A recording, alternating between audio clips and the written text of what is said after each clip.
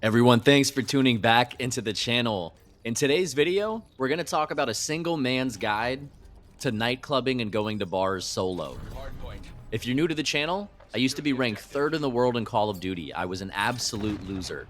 And then I went on a 10-year massive self-improvement journey, and I made this channel to document my experiences, learnings, and growth along the way to give back to you guys. So, hopping into the video, guys, a single man's guide to going to bars and nightclubs alone. So why would you want to do this? So these are guys, that either A, have limited friends or friends that aren't into the nightlife or bar scene. It's guys that want to get better at pickup, want to get better at talking to women in general, and maybe don't have friends that are aligned with that same goal, or maybe their friends hold them back as well. And it's also guys who want to improve their dating life and even maybe build a rotation of girls to hook up with and have fun with. So getting into the nitty gritty, guys. So you want to have constant movement. So the way that I learned this, guys, is I lived in a city where there were literally like 20 bars back to back to back. So what I would do is I would go into one bar, find a girl, have a discussion with her, get her Instagram or her IG, right? Move on to the next bar. Do it in the next bar. Get a number in that bar. Move on to the next bar. Get a number in that bar. And by the end of the night, right, you have 15 numbers, and you were constantly anonymous, right? Because you're constantly on the move. You're constantly at new venues. And it's really key, once you get a girl's number, right? And this applies whether you're solo or not. If she sees you then talking to other girls, she's going to think, oh, that guy's a fuckboy. He's doing that to every girl. I don't like that. There is the rare girl, depending on the type of caliber guy you are, where it'll actually trigger what's called pre-selection or like competition amongst women. Like, oh, like he's talking to her now. Like, I want him. Like, now I want him even more because I know he gets girls. But overall, guys, you're going to sabotage your results if any girl's number that you get sees you then doing that with another girl. So, guys, you want to constantly stay on the move. And another reason why is everyone's biggest fear is, oh, what if I look weird? What if I'm a wallflower or I'm just standing there awkwardly? Guys, you're in a constant flow. You're constantly talking to people. You're constantly building the social momentum. You're constantly hopping from venue to venue to venue. I would say that's the biggest key for maximal results, plus not feeling, quote unquote, weird or self-conscious. You're constantly going to be on the move, guys. And you're never going to be, standing isolated in the corner. And, girls, they're going to judge you from afar. They're going to judge how you interact with other people there. They're going to judge how you interact with even the bartenders, right? So it's really key that you remain in a way anonymous. A lot of guys, obviously, they're attracted to nightlife and bars and picking up in that environment. Because there's liquid courage, which most guys need, let's be honest. And B, there's the expectation of going up to the girl, right? They can't do it at a Whole Foods or in line at Chipotle at 1 o'clock on a Sunday, right? So, guys, you want to keep your interactions shorter at the beginning of the night. So, for example, at the beginning of the night, girls, you're not going to be able to pull them away from their friend group, right? At 11 o'clock at night, 11:30 at night, if you try to stay with her all night long as well, that signals low value. So what you'll do is you'll go, hey, this is super, I just saw you, I had to come say hi, make some small talk, chat. After, when it makes sense, maybe 5 minutes in, go, hey, well, I actually got to run. Hey, let me get your number real quick. Or you could go for her Instagram, or you could go for both. Now, I made another video on this before, guys, on the channel, but if the interaction was really good, go for her number. If you think there's some low interest there, go for her Instagram, because then you could continuously market to the girl. There's been so many girls, guys, that I've got her Instagram. They see my lifestyle. They see the lavish food that I eat. They see, the things that I do, that I post on my stories. And I've had girls convert, right, 6-7 months later, where we end up hooking up, where we end up going on a date, right? Maybe timing was off previously, or maybe they didn't feel comfortable or know enough about me. But now through continuously marketing to them, literally, these girls are like leads. It's like a sales funnel, a marketing funnel. Then they go, you want to know what? Well, why wasn't I into this guy? Like, he lives a cool lifestyle. He eats at nice places. He looks like, pretty cool. Like, yeah, I could see myself going out with him. So that's the power of the Instagram, guys. The phone number is kind of a one and done thing. But again, guys, you want to keep your interaction shorter at the beginning of the night, right? Go, hey, well, actually had to run, then close for the contact info, move on to the next venue, do it again, do it again, do it again. By, when there's about an hour left in the night, I would say, is when you could transition now to trying to prolong the interaction. So if there's an interaction going really, really well, try to really stay in the set, try to really prolong it. Additionally, now, if this is what appeals to you, you're now switching your framework and your mindset to, I'm looking for a girl to bring home and have a one-night stand, right? So in an ideal scenario, at least for me, the perfect night would be, I got like 6 phone numbers, and what I'll say is high quality phone numbers. Guys, you don't have to get the number every time. That's a rookie mistake. If the girl is clearly not interested in you, a lot of guys view it as like a blow to their ego if they don't get the girl's number. So a rookie mistake I see a lot of guys do is, including myself back in the day, is the girl is obviously not interested in you. And you're like, oh, well, let me get your number. Let me get your Instagram. If she's just showing you complete standoffish vibes, just say, all right, well, you have a good rest of your night. I just want to come say hi. Bye. But so the ideal scenario, guys, is to get 6 high quality phone numbers where you genuinely believe that this girl might text you back. And then at the end of the night to get a one-night stand or a hookup with a girl that you're attracted to, right? So, guys, again, you want to constantly be in a social flow. You're going to end up building what's called social momentum by the end of the night, right? You might have been playing Black Ops 7. You might have been working remote from home. You might have done nothing all week. But when you go out, right, you're going to be a little rusty.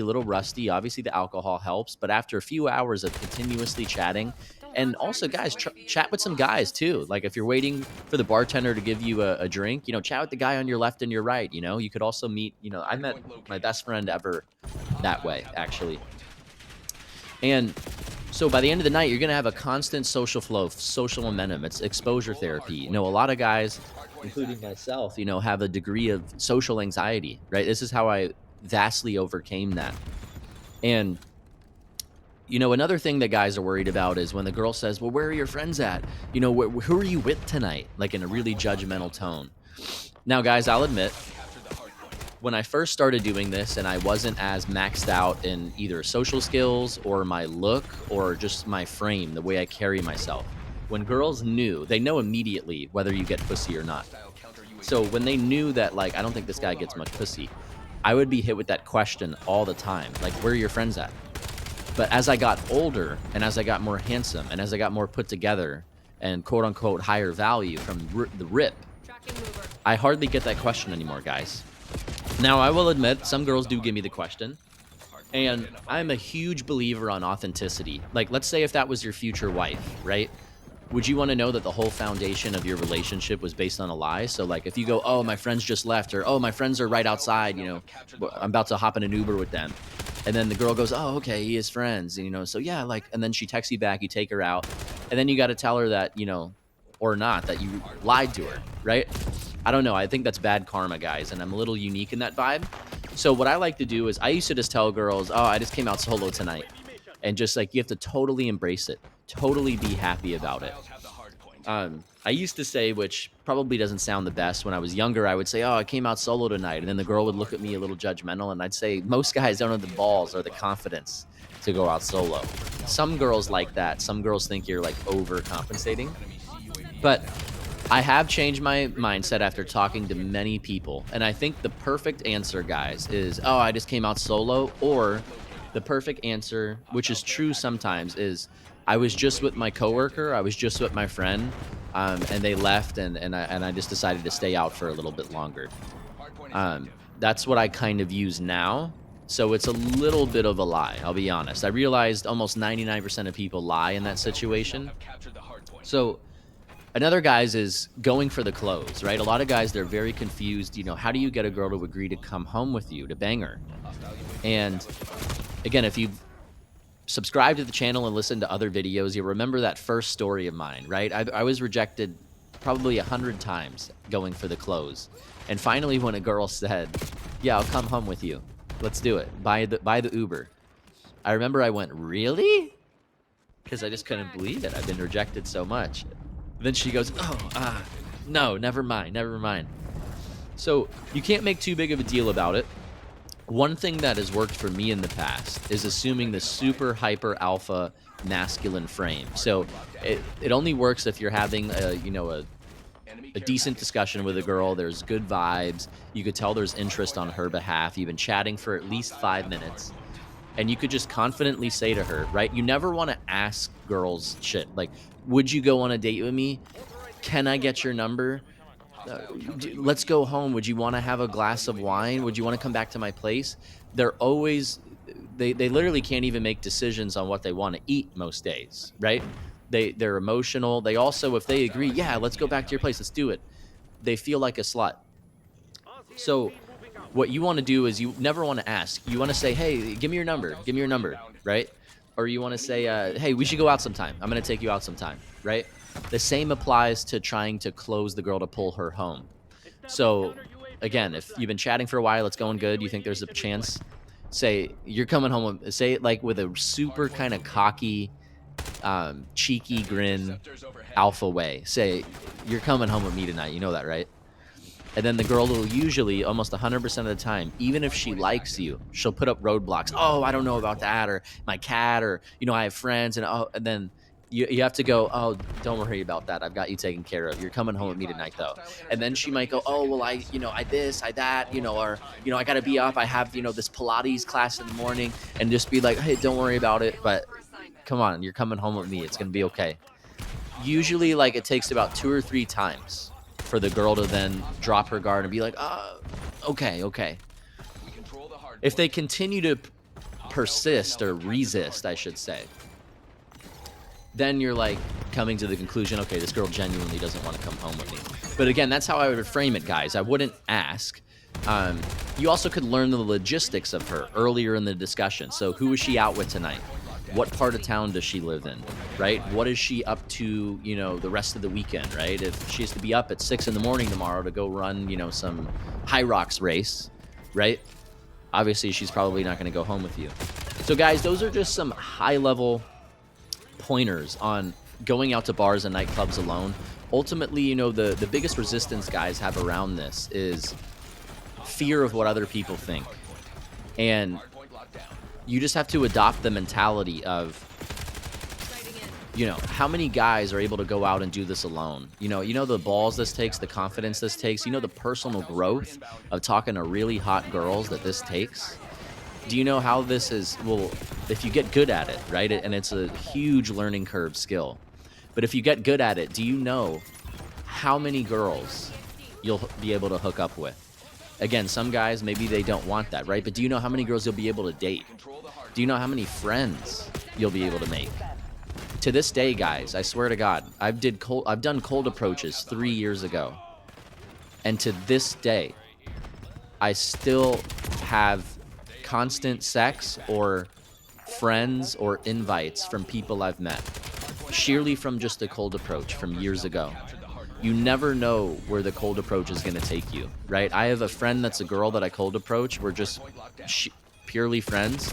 I get invites from her to all types of exclusive, lavish events with hot chicks. They see me there, like, hey, how are you here? Oh, that's my friend over there. They're like, whoa, like his friend's a hot chick? Like, who is this guy? And then all the girls due to pre-selection want to date me, right? That was from a cold approach 3 years ago, right?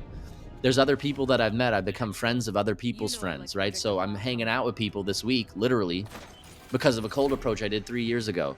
So guys, you never know where it's going to lead you. I would recommend, not to be completely plastered, but you want to be tipsy. I think the perfect level is to be as drunk as possible without coming across as drunk or slurring your words. So anyways, guys, those are just a few quick high-level thoughts. Again, appreciate you tuning into the channel. Like, comment, and subscribe.